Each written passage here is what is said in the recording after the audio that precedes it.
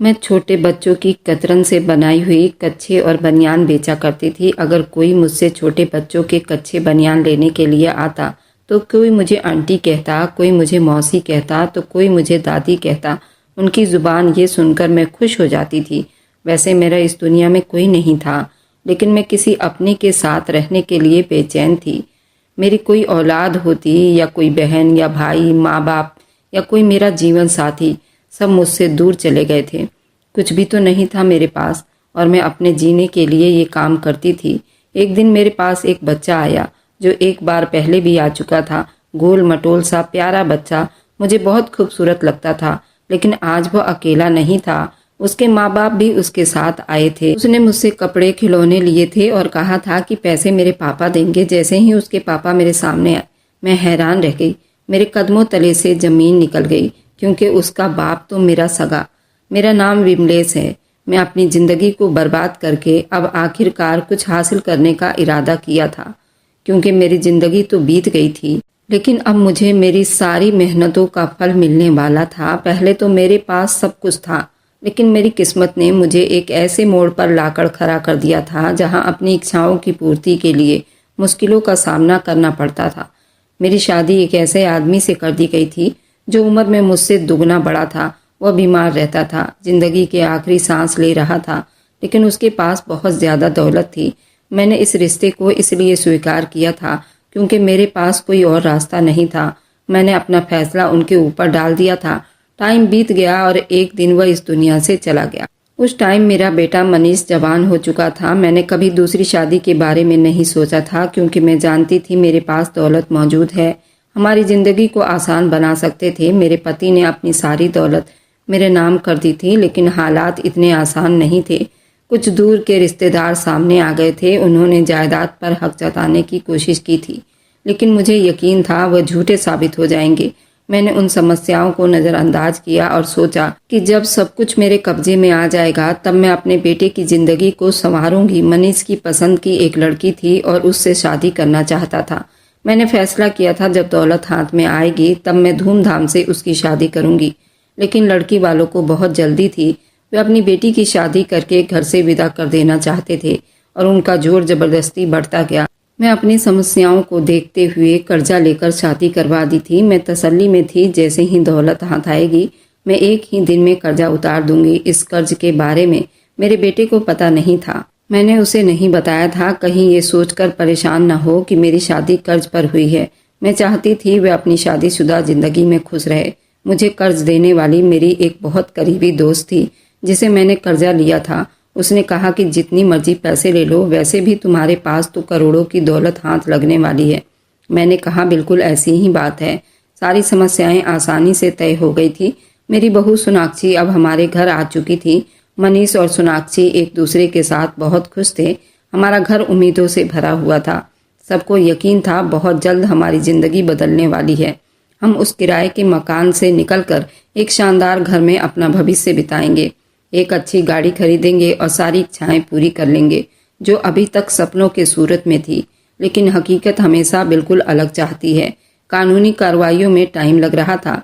रिश्तेदार भी दावा किए बैठे थे और ये केस अदालत में जा चुका था। हर दिन उम्मीद बेचैनी के बीच झूलती रहती थी। मेरे लिए सबसे ज्यादा जरूरी मेरे बेटे मनीष की खुशी थी। वह अपनी नई जिंदगी में मगन था, अपनी पत्नी के साथ टाइम बिता रहा था। मैं ये देखकर खुश थी कि कम से कम मेरा बेटा तसल्ली में है।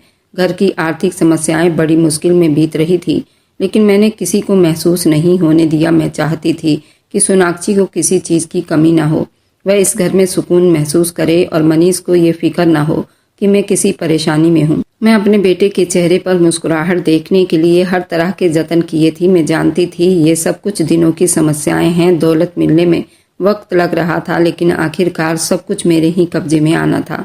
मेरी बहू फिलहाल तो सबके साथ अच्छे से पेश आ रही थी कि वे थोड़ी लालची जरूर थी। मेरे बेटे ने उसको भी जायदाद के बारे में बता दिया था। वह कहने लगी कि आपने सारे इंतजाम तो बहुत अच्छे से की मम्मी जी, लेकिन मुझे सोना नहीं चढ़ाया। मैंने कहा कि सोने की सेट भी हैं उस जायदाद में, वह सारे के सारे तुम ही ले लेना। और हर दिन मुझसे पूछती थी कि वे कितने सेट हैं, कब मिलेंगे। मैंने सारे पैसे अपने ऊपर खर्च तो नहीं करना था। मैंने सोच लिया था मैं कोई कारोबार खोल लूंगी और उसमें पैसा लगाऊंगी उस बीच मैंने अपने पति की बाकी जायदाद के कागजात वगैरह भी देखना शुरू किए थे। मैं चाहती थी हर चीज़ पूरी तसल्ली से हो ताकि बाद में कोई समस्या ना खड़ी हो। मैं दिन रात इसी फिक्र में घुलती रहती थी कि कब वो पल आएगा जब मैं बड़ी सुकून की सांस लूंगी। मनीष और सोनाक्षी अपनी ज़िंदगी में खुश थे, लेकिन मैं चाहती थी वे हर हाल में सुरक्षित रहें। मैं उनके लिए एक ऐसी ज़िंदगी बनाना चाहती थी जहाँ कोई कमी ना हो, कोई परेशानी ना हो और किसी का मोहताज ना होना पड़े। हर बीते दिन के साथ मेरी उम्मीद बढ़ती जा रही थी, लेकिन समस्याएं भी साथ साथ बढ़ रहे थे। जायदाद के मुकदमे पर तारीख दी जा रही थी और कानूनी दाव पेच बहुत भारी पड़ रहे थे। मैंने कभी नहीं सोचा था कि दौलत जो मेरे नाम थी उसे हासिल करने में इतनी मुश्किल आएगी। मैंने हमेशा यही समझा था कि जब टाइम आएगा सब कुछ आसानी से मेरे पास आ जाएगा, लेकिन अब ये समस्या मेरी औकात से ज्यादा उलझ चुका था। मनीष को एहसास नहीं था कि मैं किस समस्याओं से गुजर रही हूँ, क्योंकि मैंने कभी उसे परेशान होने नहीं दिया। मैंने हमेशा अपनी परेशानियां खुद पर रखी और उसे एक सुकून की जिंदगी देने की कोशिश की। लेकिन अब मुझे इंतजार था उस दिन का जब अदालत फैसला कर देगी, जब वह दौलत जो मेरे हिस्से की है मेरे हाथ में आएगी। इंतजार था उस दिन का जब मैं कर्जा उतार दूंगी, जब मैं अपने बेटे और बहू के लिए एक अच्छी जिंदगी बना सकूंगी। मैंने सब कुछ मनीष के लिए सोचा था, उसके लिए सपने देखे थे। अब मुझे उस दिन का इंतजार था जब यह सपना हकीकत में बदलेगी। मैंने ये बात नोट की थी, सोनाक्षी काफी लालची थी, लेकिन लालची होना कोई पाप की बात तो नहीं थी। कुछ लोगों की आदत होती है ऐसी।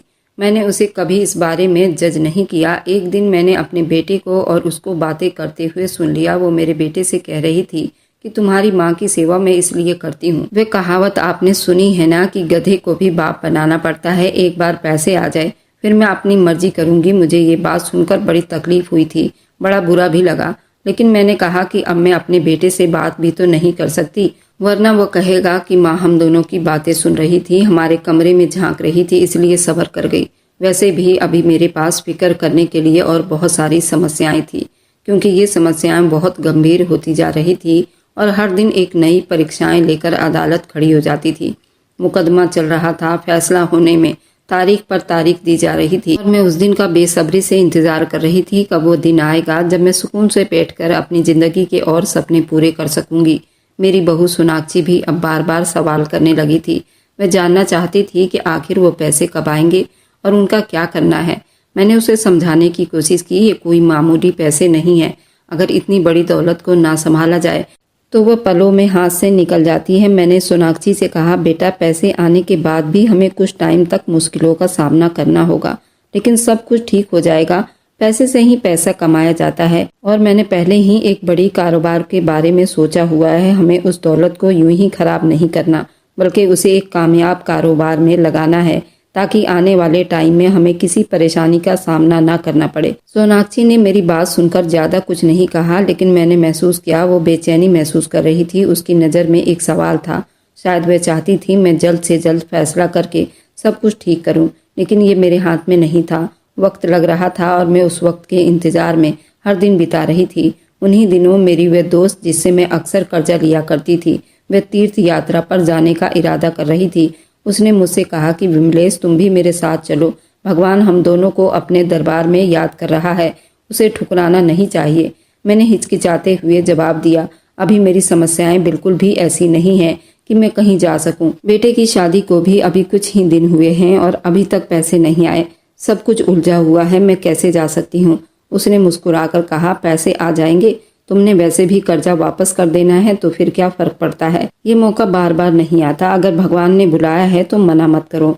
मैं उसकी बात पर गौर करने लगी। सच में ये एक अच्छा मौका था, शायद मेरे लिए भी यही ठीक था। मैं सब परेशानियों से कुछ टाइम के लिए दूर हो जाऊं।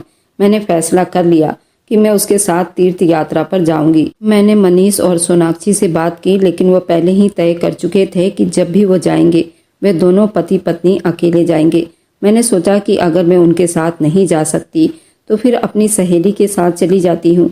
मैंने अपना सामान तैयार किया। दिल में एक अजीब सी खुशी थी कि शायद ये यात्रा मेरे लिए सुखद जीवन का प्रयास करेगी, लेकिन मुझे क्या मालूम था कि जब मैं वापस आऊंगी तो एक ऐसी खबर मेरे इंतजार कर रही होगी जो मेरी जिंदगी को हमेशा के लिए बदल कर रख देगी। मेरा दिल बेचैन था। जैसे ही मैं अपने घर के दरवाजे पर पहुंची, एक अजीब सी घबराहट मेरे अंदर समा गई थी। मैंने दरवाजे पर कदम रखा और दरवाजा खोला। मेरे सामने वह आदमी खड़ा था। जिसके किराए के मकान में हम रहा करते थे। वह मकान मालिक मुझ पर चीख रहा था। आखिर क्यों चिल्ला रहा था? ये क्या कह रहा था? और अगर घर के अंदर आया तो उसने दरवाज़ा क्यों खोला? मेरी परेशानी उस वक्त और ज़्यादा बढ़ गई जब मैंने एक नज़र अंदर की तरफ दौड़ाई। मेरा पूरा बदन कांप गया।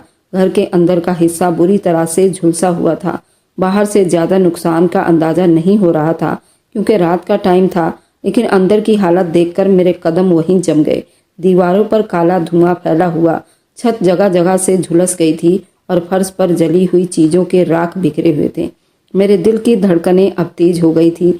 मैंने घबराकर मकान मालिक की तरफ देखा और कांपती आवाज में पूछा, ये सब क्या हो गया? कैसे हुआ ये सब? मेरा बेटा और मेरी बहू कहाँ हैं? मकान मालिक ने परेशान होते हुए कहा, ये तो आप बताएंगी कि घर में आग कैसे लग गई। मेरा तो सब कुछ बर्बाद हो गया था। आपकी वजह से मेरा घर खराब हो गया। मेरी आंखों में आंसू भर आए। मैंने बेबसी से कहा, तुम्हारा घर बर्बाद हो गया, मेरे बच्चे कहाँ हैं? वो कहाँ गए? इतने में मोहल्ले के और कुछ लोग जमा हो गए। औरतें मेरे पास आकर अफसोस से सर हिला रही थी। उनमें से एक आगे बढ़ी और कहा, दीदी 2 हफ्ते पहले आपके घर में सिलेंडर फटने की वजह से आग लग गई थी। मुझे लगा जैसे किसी ने मेरे सीने में खंजर घोंप दिया हो। मैंने कांपती हुई आवाज में पूछा, फिर क्या हुआ? मनीष और सोनाक्षी कहाँ हैं? उस औरत की आंखों में आंसू आ गए। वह बोली, बहन, आपका बेटा मनीष और बहू सोनाक्षी इस आग में जलकर अपनी जान दे चुके हैं। अब दुनिया मेरे सामने अंधेरे में डूब गई थी। मैं बिल्कुल सुन खड़ी रह गई थी, जैसे टाइम रुक सा गया हो, जैसे मेरी सांसें चलना भूल गई हो। मेरे कदमों तले से जमीन खिसक गई थी। मैंने बेचैनी से उन लोगों को देखा जो मेरे आसपास खड़े थे। ये क्या कह रहे हो? मैं सिसकती हुई आवाज में खुद को यकीन दिलाने की कोशिश कर रही थी। ये सब सच नहीं है। मोहल्ले की एक बूढ़ी औरत ने हाँ भरते हुए कहा, हमें नहीं मालूम था कि आप कहाँ हैं। हमारे पास आपका नंबर भी नहीं था और ना ही हम किसी तरह आपको खबर कर सकते थे। मनीष और सोनाक्षी को बचाने की बहुत कोशिश की गई, लेकिन आग इतनी ज्यादा थी कि कुछ ना हो सका। मैं उन लोगों की बातें सुनकर अपने होश हवास खो बैठी थी। मेरी टांगें जवाब दे गई थी और मैं वहीं जमीन पर बैठती चली गई, जैसे मेरे पूरे बदन में कपकपी सवार हो गई हो।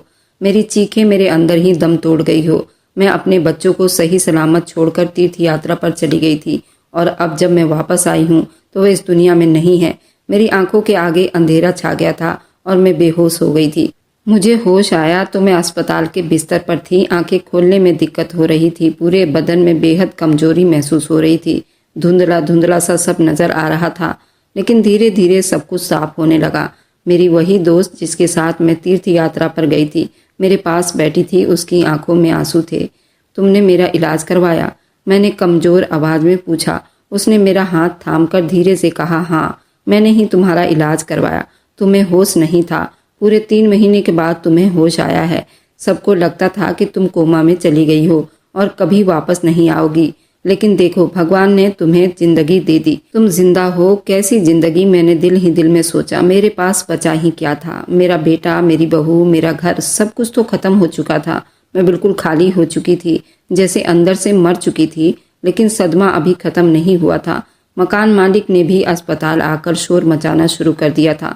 मेरा घर जला, उसकी मरम्मत कौन करवाएगा? ये सब तुम्हारी वजह से हुआ है विमलेश। वह गुस्से में चिल्लाया। मैंने खाली नजरों से उसे देखा। मेरे बेटे बहू की अंतिम संस्कार भी नहीं कर पाई। यह आदमी मुझसे मकान की मरम्मत के पैसे मांग रहा था। मैंने गहरी सांस ली और अपने आप को संभालने की कोशिश की।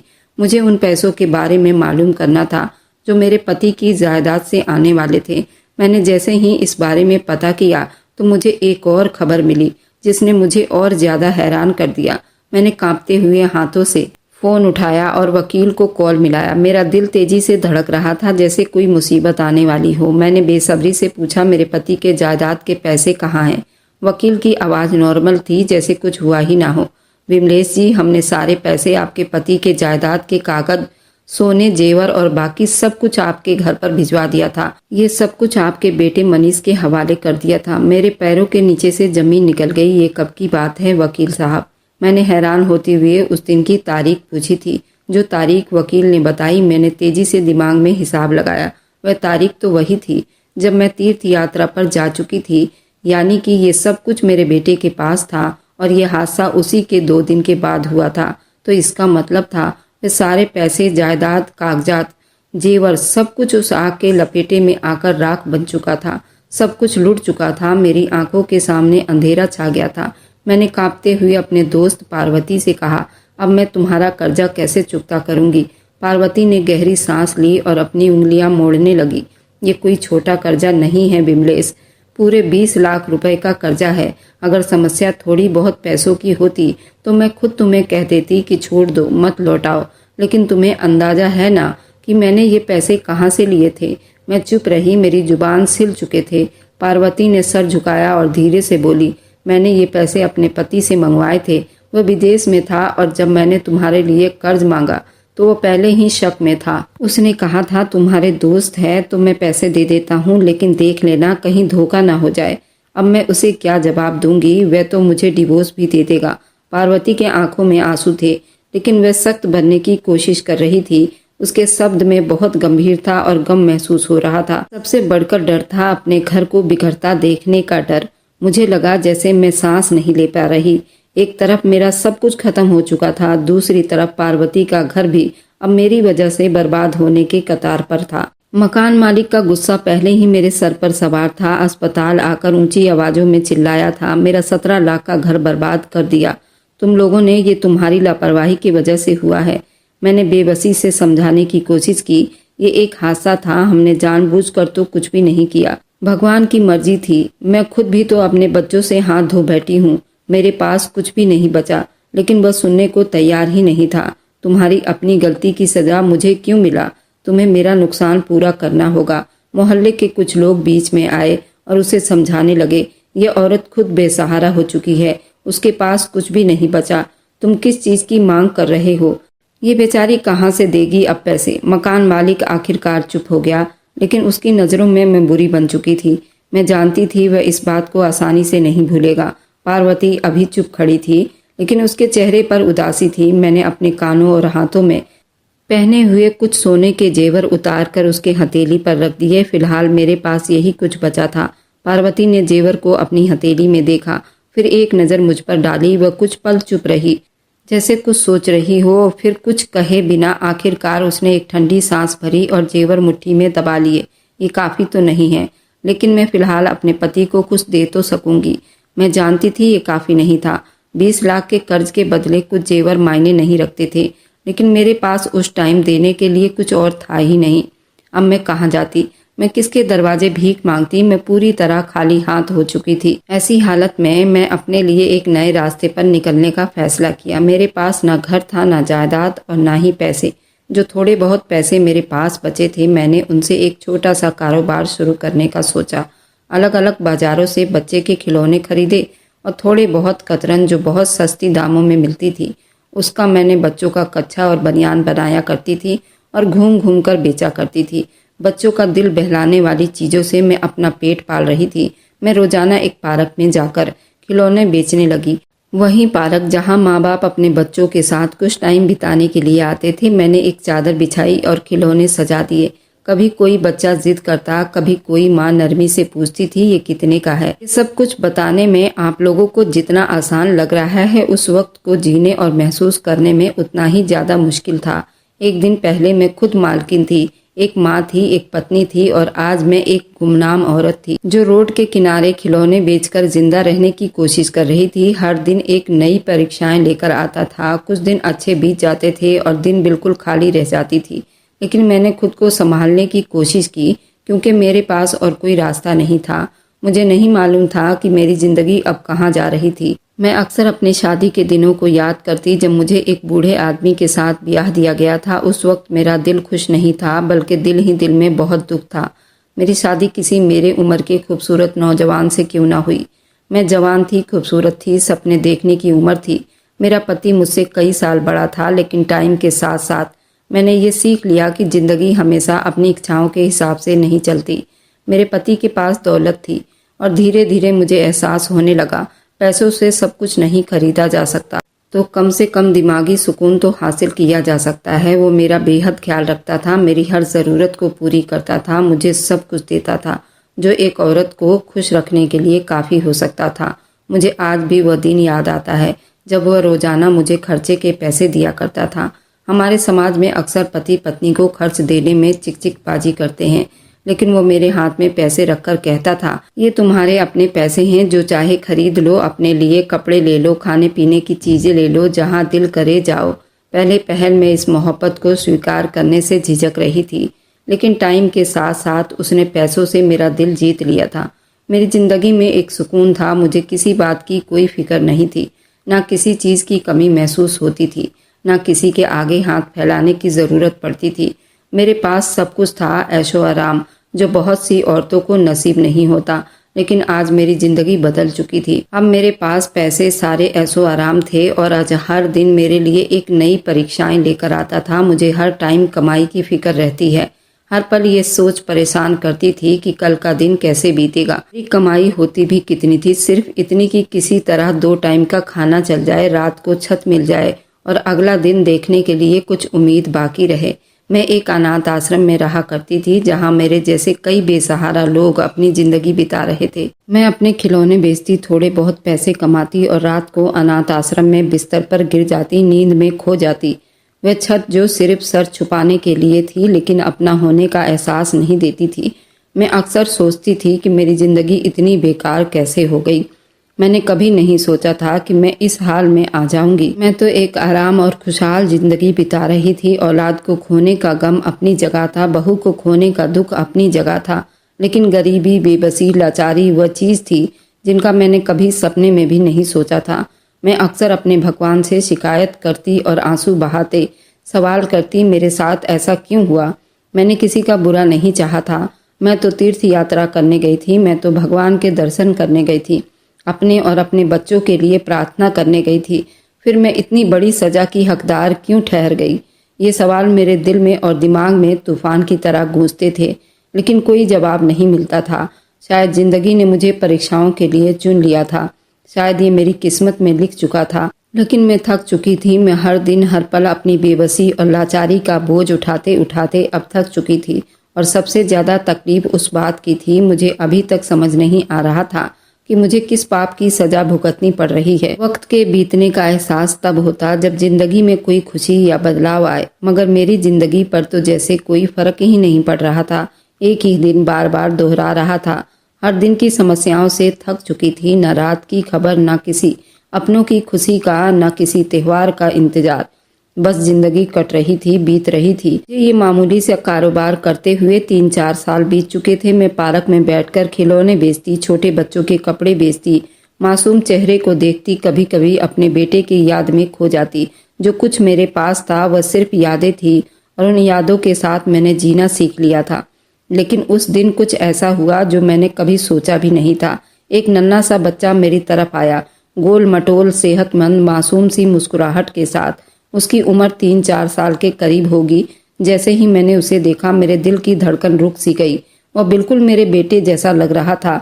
मेरा हाथ खुद ब खुद कांपने लगा, आंखें हैरानी से फैल गई। मैंने खुद को यकीन दिलाने की कोशिश की। बार बार देख रही थी, वो मेरे बेटे की फोटोकॉपी था। वही मोटी मोटी आंखें, वही नरम मुलायम गाल, वही चेहरा और शरारत भरी मासूमियत। मुझे अपनी आंखों पर यकीन नहीं आ रहा था। क्या सच में ये दुनिया में मुमकिन था? कहते हैं ना कि इस दुनिया में एक जैसे चेहरे वाले कई लोग होते हैं, लेकिन मैंने कभी नहीं सोचा था कि मैं अपनी जिंदगी में अपने बेटे का हमशक्ल देखूंगी। वह नन्हा बच्चा मासूमियत से मेरे खिलौने को देखने लगा। मैं उसे बेबस देखती रही, जैसे मेरी आंखें इस मंजर को हमेशा के लिए अपने अंदर कैद कर लेना चाहती हो। वह कुछ देर तक गौर से खिलौनों को देखता रहा, फिर एक गाड़ी उठाई और खुशी से बोला, ये वाली लूंगा। मेरी आंखों में आंसू आ गए। मैंने जल्दी कहा, बेटा ले लो, मैं तुमसे पैसे नहीं लूंगी, ये तुम्हारे लिए तोहफा है। बच्चे ने हैरानी से मेरी तरफ देखा, फिर मासूमियत से बोला, नहीं, मेरे पापा ने पैसे दिए हैं, मेरे पापा के पास बहुत पैसे हैं। मैं उसके शब्द पर मुस्कुराई और धीरे से कहा, अच्छा चलो, अच्छी बात है, भगवान तुम्हारे पापा को और ज्यादा पैसे दे। वह खुश होकर मुस्कुराया और मेरे हाथ में पैसे रख दिए। मैंने पैसे ले लिए क्योंकि मैं जानती थी शायद ये बच्चा अपने माँ बाप की दी गई अनुदेश पर चल रहा था। वह जाने के लिए मुड़ा, फिर कुछ देर वही खेलता रहा, आखिरकार घर चला गया। मैं उसे जाते हुए देखती रही, जैसे मेरी आंखें उसकी एक एक कदम अपनी यादों में कैद कर लेना चाहती थी। वह अकेला नहीं था, उसके साथ एक नौकर भी था जो उस पर नजर रखे हुए था। उसके कपड़ों के अंदाजे से लग रहा था वह किसी अमीर घराने का बेटा था। मगर मेरे लिए वह सिर्फ एक अमीर आदमी का बेटा नहीं था, वह मेरे बेटे की यादों का एक परछाई था। एक ऐसा परछाई जिसने मेरे जख्मों को हिलाकर रख दिया था, जिसने मेरे दिल में एक अजीब सी खुशी भर दी थी। मैंने धीरे से अपनी आंखें बंद की और अपने दिल में एक प्रार्थना की। शायद ये पल, ये एहसास, ये मासूम बच्चा, सब कुछ किसी खास मकसद के लिए मेरे सामने आया था, या शायद जिंदगी ने मेरे लिए कोई और कहानी लिखी थी जिसका फैसला आज मेरे सामने खुला था। अब तो मेरी जिंदगी का एक ही मकसद था, अक्षय को देखना, उसका इंतजार करना। वह बच्चा जो मेरे बेटे की फोटोकॉपी था, उससे बात करना, उसकी मासूम बातों में खो जाना मेरे दिन का सबसे खूबसूरत पल बन चुका था। मैंने एक दिन उसका नाम पूछा तो उसने मासूमियत से कहा, मेरा नाम अक्षय है। ये नाम भी मेरे दिल को लगा, जैसे किसी ने मेरे जख्मों पर मरहम लगा दिया हो। अक्षय रोजाना अपने नौकर के साथ आता था, मेरे खिलौनों से खेलता था और खुशी खुशी घर चला जाता। मैं उसे जाता देखती रहती और अगले दिन का इंतजार में बैठ जाती। एक दिन सोमवार का दिन था। आज मौसम भी बहुत सुहाना था। हल्की ठंडी हवाएं चल रही थी। आसमान नीला और साफ सुथरा था। पेड़ों के पत्तों पर रोशनी चमक रही थी। पार्क में लोगों का भीड़ था। बच्चे खुशी खुशी खेल रहे थे। हर तरफ एक शोर का माहौल था। मैंने अपनी जगह संभाली और खिलौने को सही से सजा लिया। इतने में अक्षय भागता हुआ मेरे तरफ आया। उसकी सांसें तेज हो रही थी और उसके चेहरे पर जोश था। वह आते ही खुशी से बोला, आज मुझे ढेर सारे खिलौने दे दो। आज मैं अकेला नहीं आया, मेरे मम्मी पापा भी आए हैं, वही पैसे देंगे। मेरा दिल एक पल के लिए रुक सा गया। उसके मम्मी पापा? मुझे हैरानी हुई। मैंने धीरे से मुस्कुराकर कहा, ठीक है बेटा, जो खिलौने पसंद है ले लो। मैंने जल्दी से उसके पसंद के खिलौने निकालकर उसके हाथ में थमा दिए। अक्षय ने जल्दी खुशी से अपने बाप को आवाज दी, पापा यहाँ आओ और आंटी को पैसे दे दो। मैं इंतजार में खड़ी रही कि देखूं तो सही कौन है जो इतना खूबसूरत और मासूम बच्चे का बाप है। और फिर जैसे ही एक आदमी आगे बढ़ा, मेरे हाथ से खिलौने का वो पन्नी नीचे गिर गया। मेरी आंखें हैरानी से फटी की फटी रह गई। ये कैसे हो सकता है? मैं ये क्या देख रही हूँ? मेरा पूरा बदन कांपने लगा। मैंने सांस रोक ली। मेरा दिल जोर जोर से धड़कने लगा। मैं बगैर कुछ सोचे अपने कदम आगे बढ़ा दिए और उस आदमी को अपनी बाहों में भर लिया। मेरा बेटा! मैं रो पड़ी। ये मेरा बेटा है, ये मेरा बेटा है। मेरे पीछे मेरी बहू भी खड़ी थी, सर झुकाए शर्मिंदा से चुप खड़ी थी। मैंने अपने हाथों से अपने बेटे का चेहरा चूमने लगी। तुम लोग जिंदा हो? मुझे तो बताया गया था कि तुम लोग इस दुनिया में नहीं रहे। वह घर जल गया था, सब खत्म हो गया है। मैंने ये सब कैसे सहा? मेरी ममता बिलक बिलक कर रो रही थी। मैं बहुत रोए जा रही थी। अपने बेटे का चेहरा हाथों में चूमती थी। कभी अपनी बहू को देखती थी, कभी अक्षय को, लेकिन मेरा बेटा चुप खड़ा था। वह कुछ नहीं कह रहा था। उसके चेहरे पर अफसोस था, शर्मिंदगी थी, डर था। फिर जब उसने बोलना शुरू किया तो उसकी कही बातों ने मेरे कदमों तले से जमीन खींच ली थी। मैं हैरान रह गई। बेटे के मिलने पर खुश हो जाऊं या फिर ऐसे बेटे को छोड़कर हमेशा के लिए चली जाऊं। वे लोग मुझे अपने साथ ले गए। मैं चुप से उनके पीछे चलती रही। मुझे समझ नहीं आ रहा था मैं खुशी महसूस करूं या दुख। मैं अपने बेटे को सालों के बाद देख रही थी, लेकिन जो हकीकत अभी मेरे सामने आने वाली थी उसको शायद मैं बर्दाश्त न कर पाती। कुछ ही पलों में हम एक बड़े और शानदार बंगले के सामने जा पहुंचे थे। मैंने हैरानी से उस आलीशान घर को देखा। गेट के बाहर 2 चौकीदार खड़े थे। हर चीज में खूबसूरती झलक रही थी। मैंने एक पल के लिए खुद से सवाल किया, ये सब मेरे बेटे ने कैसे हासिल कर लिया? दरवाजा खुला और जैसे ही मैंने अंदर दाखिल हुई, मेरी आंखें एक पल के लिए चौंधिया सी गई। हर चीज ठीक थी, हर एक चीज को सजाया हुआ था। घर में नौकर चाकर भी थे। बड़ी बड़ी गाड़ियां, महंगे कालीने, कीमती फर्नीचर, ये सब देखकर मेरे दिल में एक अजीब सा एहसास जाग गया। सच में ये मेरे ही बेटे का घर था। वही बेटा जो कभी 2 टाइम की रोटी के लिए मेहनत करता था, जो मामूली सी नौकरी बड़ी मुश्किल से करता था। मुझे एक नरम और आरामदेह सोफे पर बैठाया गया। मैं चुप से अफसोस से देखती रही। कुछ पल ऐसे ही बीत गए। फिर मेरे बेटे ने मेरी तरफ देखा और धीमे शब्दों में कहा, मम्मी, मैं जानता हूँ कि आप बहुत हैरान हैं। आपको यकीन नहीं आ रहा कि मैं और सोनाक्षी जिंदा है, लेकिन मैं आपको सच बताना चाहता हूँ। मैंने कोई जवाब नहीं दिया, बस चुप से उनकी तरफ देखा और वह गहरी सांस लेकर बोला, मम्मी, जब आप तीर्थ यात्रा करने गई थी तो 2 दिन के बाद ही हमारे अकाउंट में पैसे आ गए थे। वह सब कुछ हमारे हाथ में आ गया था, जिसे हमने कभी सपने में भी नहीं देखा था। दौलत, जायदाद, सब कुछ। और मम्मी, हम लालची हो गए थे। मेरा दिल जैसे धक से रह गया था। मैंने सांस रोका और नजर उस पर जमा ली। सोनाक्षी कहने लगी, जब आप वापस आती तो उन पैसों को अपने तरीके से खर्च करती, हमें तो बस अपने हिसाब से ही देती। उसने एक टेढ़ी हंसी हंसकर कहने लगी, आप हमें सिखाती कि पैसा कैसे खर्च करना है और हम पर अपना एहसान जताती रहती, और क्या पता हमें आप पैसे भी ना देती। सोनाक्षी की बातें सुनकर मेरी सांसें तेज हो गई। सोनाक्षी ने कहा कि फिर हमने ऐसा तरीका निकाला कि सारी दौलत हमारे हाथ में आ गई, आपको खबर भी ना हुई। मुझे लगा जैसे मेरे कदमों के नीचे से जमीन खिसक जाएगी। मम्मी, हमने अपने झूठे मौत का नाटक किया। सोनाक्षी की बातें सुनकर मेरे आंखों में आंसू तैरने लगे थे। हमारे घर में आग तो सच में लगी थी, लेकिन हम टाइम पर वहां से निकल गए थे। आपको जो खबर मिली थी वह झूठी थी। हमने खुद ये सब कुछ किया था। क्या? मेरे होंठ कांपने लगे थे, लेकिन मेरी आवाज नहीं निकल रही थी। हाँ मम्मी, हमने जानबूझकर आग को बढ़ने दी ताकि सबको यकीन हो जाए कि हम सच में मर चुके हैं। उस टाइम किसी को ये ख्याल नहीं आया कि उनकी हड्डियों तक का पता नहीं चला, क्योंकि सब घर जलकर राख हो गया था।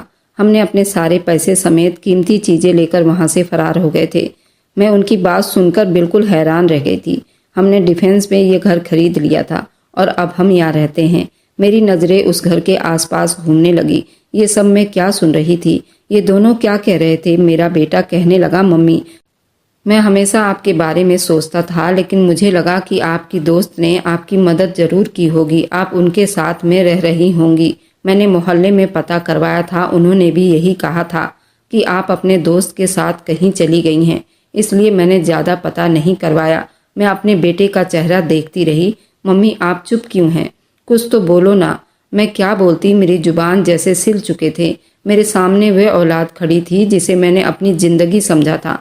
वही बेटा जिसके लिए मैंने हर तकलीफ बर्दाश्त की थी। वही बेटा जिसके बगैर मैं अपनी जिंदगी के 4 साल अंधेरों में बिताए थे। आज वो मेरे सामने आराम से बैठा था, अपनी दौलत पर नाज कर रहा था। मुझे बता रहा था उसने किस तरह अपनी माँ को बेवकूफ़ और अकेला छोड़ा। मेरे आंसू अब रुक नहीं रहे थे, मगर मैंने उन्हें अपने गालों पर बहने दिया। मेरे हाथ बेजान हो चुके थे। मैंने 5 साल